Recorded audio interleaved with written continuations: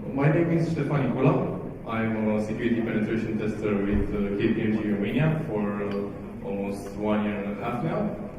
I have the bachelor's degree in informatics and I'm currently studying for the master's degree with IT and security. Also, my main interests are web application security, mobile application security, but I'm also curious about binary exploitations. I'm hereby joined by my colleague Daniel Tomescu. Daniel? Hello, I'm Daniel Tomescu. I work as a security penetration tester with the team of KPMG Romania. I've got my formal education from University Polytechnic of Bucharest. I'm also an offensive security certified professional and penetration tester. My interests are in the field of web applications and everything related, but also internal penetration tests and red teaming exercises. I will also introduce our subject here, board, not really Robi the Robot. The main goal was, so we got this robot, yeah. We had to assemble it and make it work for various presentations and proof of concept demonstrations for our management.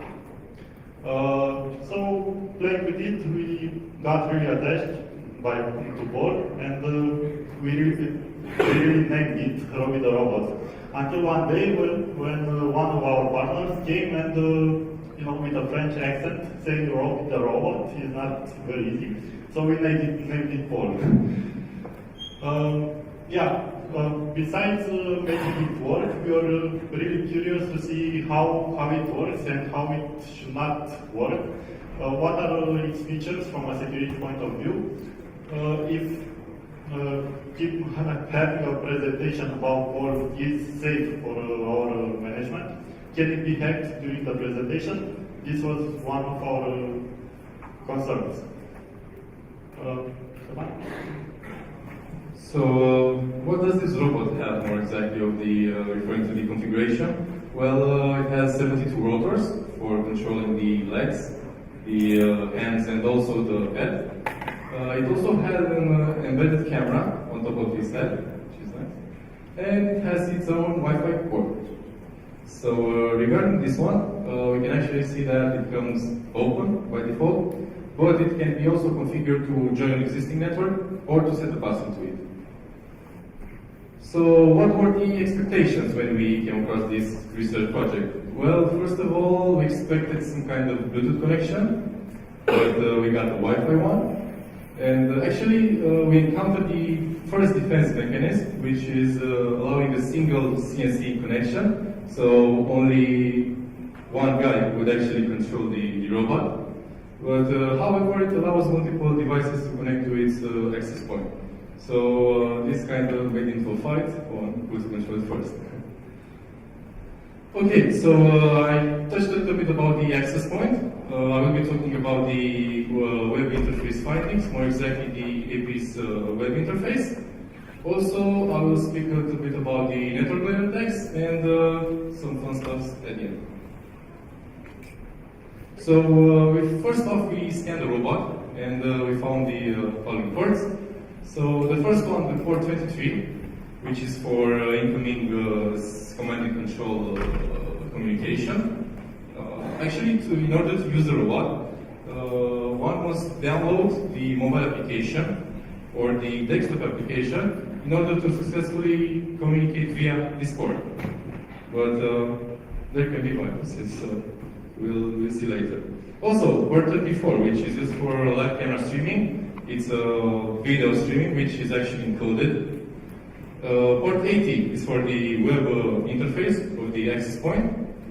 And port 8080, which is for command line interface. So first off, the web interface findings. We kind of pen tested a little bit on the web application. So first off, what were the expectations when going into that web application? Well, we expected some kind of strong login mechanism, some authorization or authentication or anything, but in reality, we did not find any of this. Now, about the title of the presentation, which is minute hacks. What do we mean by that? Well, we actually are referring to hacks that are found, let's say, in a couple of minutes or on the fly, or more exactly, low-hanging fruits. So here are some examples of them. First one, persistent cross-site scripting, which we can see that it's in system name. Also, the SSID is vulnerable, but there's a catch here because if we inject in the SSID, actually the victim might notice the payload inserted in the value when they're trying to connect to the access point. The next one, the mobile application is integrated in the web view, so it actually is affecting also the mobile application. The next one, we have an operator vulnerability, which we can redirect the victim wherever we want to, injecting in the 0.1 parameter actually. And heads up for the next one. So for all the users that are using Internet Explorer with compatibility mode on, we have identified the cross-site scripting vulnerability. But actually the response we received is content type is explained, so yeah, not much you can do with that. But even though these last two vulnerabilities are trivial ones, let's say, it does reflect the attention that the producer actually involved in this web application. So, next one is the port 8080, which we found out that is actually a command line interface. It's more like a BizBox. Again, when trying to connect to it, we can see no authentication mechanism or authorization one. What can we do with this? Well, this is the list of the actions that we can use in the command line interface. From all of these, we can note help, exit, and we can also note servo, which allows us to move the servo. When assembling the 72 rotors, we have also names for them, we have IDs. So by using this command, followed by the name of the servo and the power or the angle to move, we can actually rotate a certain leg or a certain body part. So by doing this, we actually can bypass the logic of the, let's say, the functionality of the robot, because as I said earlier, one is to download the mobile application or the desktop application in order to successfully interact with the robot. So we can just use the servo and we will successfully move it. So speaking about the mobile application, after we download it, we kind of need to insert a valid account. So we need to register first. And by doing so in the web application, we can actually see by analyzing the shell preferences, the preferences.xml file, we can see the password, which is in clear text, the email, and also the terms of use that were agreed to. But this vulnerability actually is present also in OWASP mobile, so yeah, even though actually the rights are just on the owner and the group. So we left with port 24, which is actually the live camera streaming. Even though that it was encoded, you can find on the producer's webpage, you can find the SDK. So by using that free SDK, we can actually come up with some pretty nice video live camera streaming from inside the robot without even authenticating it or anything else. Okay, now speak a little bit about fun fact about the robot. So, as I said at the beginning of the presentation, the robot can actually be set to join existing wireless connection. After giving some configurations to it, the robot must restart in order to successfully apply the configurations. What's the problem here? Well, first off, we may provide not so correct SSID. So, or a bad password. In this case, the robot will try to connect, will try to connect to non-existing SSID, and will actually fail. So, the robot will be stuck in this particular denial of service situation. The only thing to actually to get it moving again is to physically reset the robot using a mini button. So what can an attacker do with this? Well, an attacker can make a script or something in order to successfully provide a password to the robot, and so the owner now is not able to access the robot anymore. What can he do with this? Well, nothing too much, because you still don't have access. So in order to automate this, we need some kind of script to try to connect to the open Wi-Fi and successfully change the password over and over again when the user is actually resetting the robot. Also, I said earlier about a process scripting, a persistent process scripting, but after resetting it, what can we actually do to make the owner access the web page? Because as you can see, the persistent process scripting is reflected in the home page.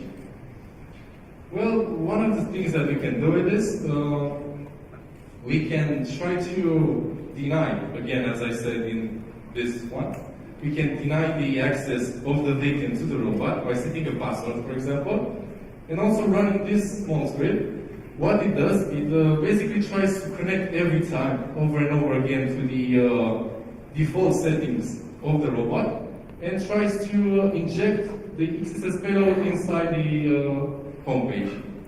So the scenario will be something like this. The owner will not get access anymore to the robot because we just set the password to it. Will actually reset it by default settings, which is open AB. And then by running this script over and over again, when the robot is resetted, we will actually insert the XSS payload and we will close the connection to the log. Okay, Daniel? Yeah, so just to wrap things up, we got this robot. By default, it comes with an open access point. You can connect to it. Being in the robots network, you can access without any authentication the web interface, where you can control the robot over CLI. The web interface is also vulnerable to multiple one-stop-time vulnerabilities, process scripting, open redirect, no authentication, and so on. And even if you try to secure the robot, you put a password to the access point, or you implement by yourself some authentication mechanism, and so on. Resetting the robot over and over again will make it by default vulnerable again. So if an attacker tries to hack this robot, it has a really easy job. There are some attack scenarios which are easily seen. For example, if you see a robot having an open access point, you connect to it, you start controlling it and moving it around using the command line interface, or you can spy on the web camera. If the robot has a password on it, you can try to use a track attack or to just snip get the VPA password using normal attacks. However, this was just a robot meant for demonstration purposes. In reality, robots are built to have more significant tasks in our life. You know, for example, you can have home robots that clean by themselves after you. This would be nice to be implemented faster. You can have robots that take care of the children, or why not even take care of the adults. Yeah, so building robots with features similar to humans is really a trend now.